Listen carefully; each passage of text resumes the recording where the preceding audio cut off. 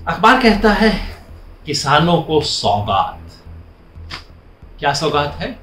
Cabinet ने कल एक फैसला लिया है। हर साल 2 बार ये ड्रामा होता है। कैबिनेट की तरफ से घोषणा होती है किसानों के लिए एमएसपी में बढ़ोतरी।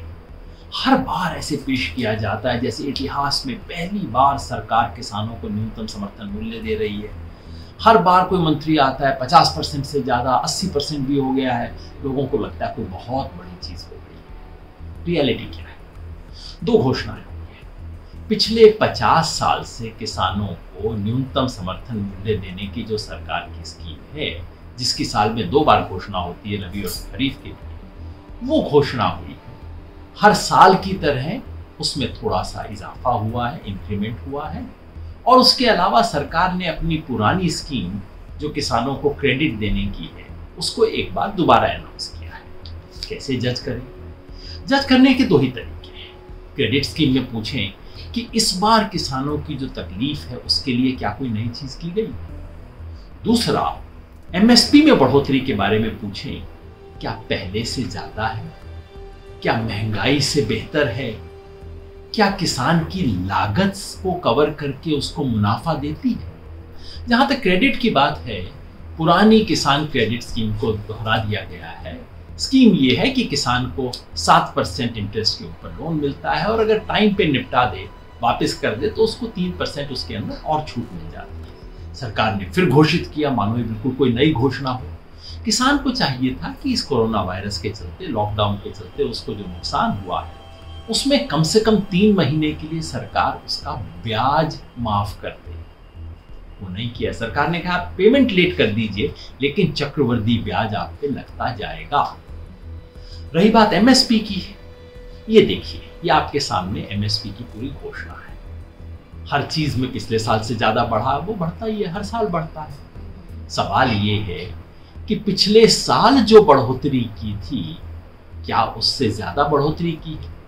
अब धान को लीजिए, ये बहुत बड़ी फसल है क्योंकि इसमें सचमुच सरकार खरीद भी करती है। पिछले साल सरकार ने उसको 1750 से बढ़ाकर 1815 किया था, यानी कि 3.7% बढ़ाया था। इस साल 1815 से बढ़ा के 1868 रुपए, 2.9% सिर्फ बढ़ाया, 3% भी नहीं बढ़ाया।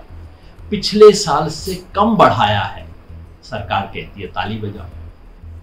अब ये देखिए, आप पिछले 5 सालों की इन 14 की 14 फसलों की बढ़ोतरी हम दिखा रहे हैं आपको। इसमें से एक नहीं, ये देखिए, धान, ज्वार, मूंगफली, सूरजमुखी, सोयाबीन, इन बड़ी फसलों में पिछले 5 साल की सबसे कम इंक्रीज इस साल हुई है और उसको किसान को सौगात की तरह पेश किया जा रहा है। सिर्फ 2 फसलों को छोड़ के किसी में इन्फ्लेशन, अंदाजन 6% के करीब इन्फ्लेशन चल रहा है इस वक्त, इन्फ्लेशन भी कवर नहीं होता, इसको सौगात बताया जा रहा है। और बार बार कहा जाता है फसल का ड्योढ़ा दाम, लागत से ड्योढ़ा दाम।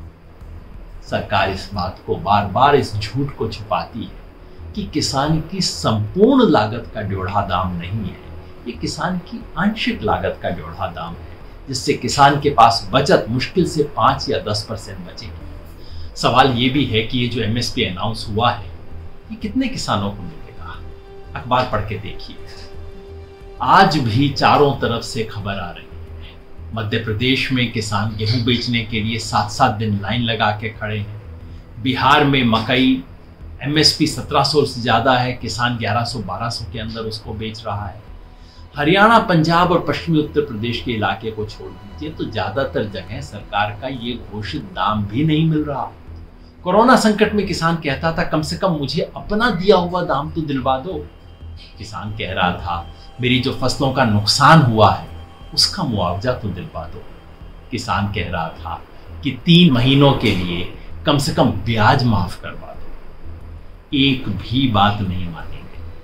पिछले हफ्ते जीडीपी के आंकड़े आए जिसने दिखाया कि सिर्फ और सिर्फ एग्रीकल्चर की वजह से आज भी हमारी इकोनॉमी थोड़ी बहुत ठीक हालत में खड़ी है।